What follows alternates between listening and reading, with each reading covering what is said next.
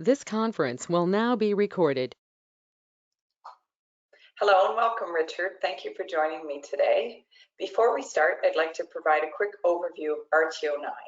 We're a regional tourism organization that is funded by the Ministry of Heritage, Sport, Tourism and Culture Industries. We have the honor of promoting Southeastern Ontario to the world.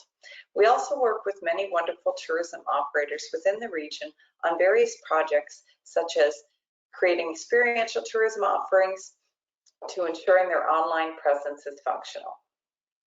RTO9 is governed by a 13-member board of directors that represent destinations across the region. So Richard, let's start with you telling everybody a bit about yourself. Sure. Well, in addition to being chair of the RTO9 board, I work as a manager of economic development with Frontenac County. We're a largish county in two of the regions of the two Ontario regions. And our lower area is part of RTO9. So we engaged in tourism very recently and have connected with RTO9 to help expand our products and offerings in Frontenac County as a rural and small community with a spread out population. Great, thank you. So just tell everyone a bit about how long you've been with RTO9, whether it being a board position or on a committee. So I've been with RTO9 on the board at RTO9 since I guess it's 2018 now. I joined the board and I've been serving as an active board member ever since then. This has introduced me to a lot of different regions and different DMOs. As well as different ideas about tourism that we hadn't really thought of here at Frontenac County. So it's been a very enlightening time for us to be part of the board and to be part of the greater region and forge connections with our neighbors in Lennox and Addington, Kingston, and Lees and Grenville, to name the closest neighbors that we have that we work with. So besides those connections, are there any other reasons that you wanted to get involved with RTO9? We felt that our understanding of the tourism landscape was pretty cursory and pretty basic, and we knew that we needed to connect with the larger regional approach to tourism in order to succeed and to help educate our operators and our visitors on how to have the best possible experiences available, or to experience the best possible experiences in our region. So reaching out to RTO9 to join the board was a great way for us to get connected.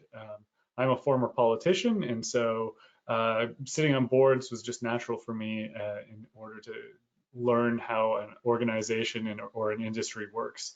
It was the best way for me to learn quickly and participate quickly. So what role do you see that RTO9 plays in tourism across Southeastern Ontario?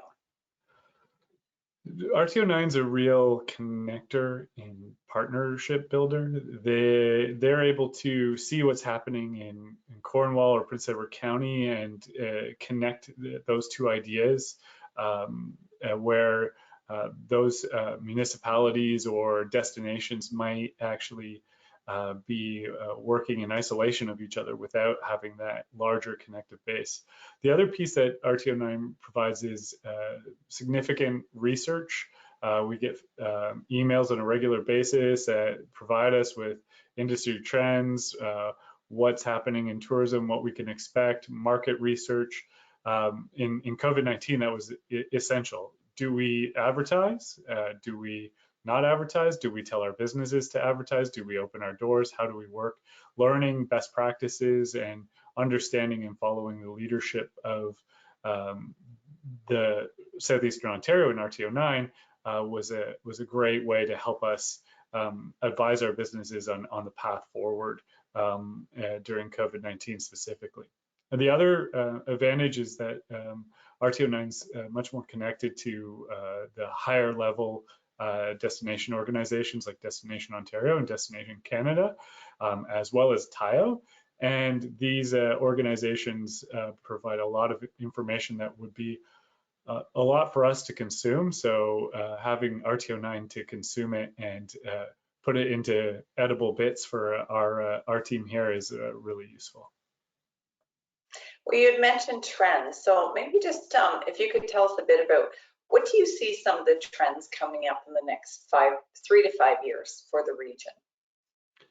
So I think one of the major shifts that we're going to see coming out of COVID-19, there's two major shifts I see. One is sustainable tourism. I think people are going to, and I mean sustainable tourism also in the sense of sustainably experiencing the outdoors. So outdoor tourism, but also sustainable tourism. So the need to be outdoors, to get out of cities, to be involved in outdoor recreation. I think we've seen an explosion in COVID-19, and I think that trend is going to continue for a long period as COVID-19 subsides. And the impact of such demand on our natural resources is going to be significant. And so there'll be a real industry plus also visitor-driven desire to preserve these spaces in such a way that they can be experienced by more people in a sustainable way. So we're going to see a lot of that emerge, and as a side to that, the sustainable practices in the businesses or sustainable practices in the experiences will come along with it. In addition, I think we're going to see a change in our audiences. So a lot of our tourism organizations, especially in rural southeastern Ontario, have traditionally relied on certain customer demographics that either have been cut off for the last couple of years or have shifted preferences in the last couple of years as part of the COVID-19 pandemic. And we're going to see a real desire for our businesses to attract new demographics and new audiences. And when we're talking rural tourism, as we are in Frontenac County, that's generally appealing to urban sensibilities with our rural assets, and sometimes those two things come into conflict. So there's going to be some real work to be done to try and balance that expectation of an urban visitor with the resources of a small rural business. Okay, so speaking of traveling then, so what would your favorite outing be in southeastern Ontario, and is there a memorable one that you could just tell us about?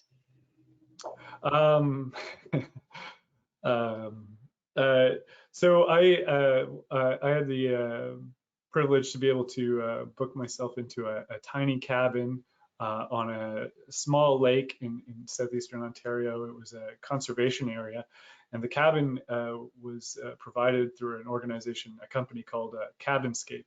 And so my wife and I celebrated our 5th anniversary in this tiny cabin on a lake surrounded by bird song. It was exceptionally memorable because of all of the flies on the drive in, but somehow they were not there when we got to the cabin, and we were able to enjoy the deck and the fire in an insect-free kind of manner. So you never know when you're going outdoors just how bitten you might get. And we were pretty worried that my wife wouldn't leave the car, but it was a really enjoyable experience. And in and around the area that we were in, it was near Perth, so we were able to stop at the Epinicon for dinner on our way up at Chaffee's Locks, and we went to Perth for lunch the next day after our stay at this lovely tiny cabin. Awesome, sounds wonderful.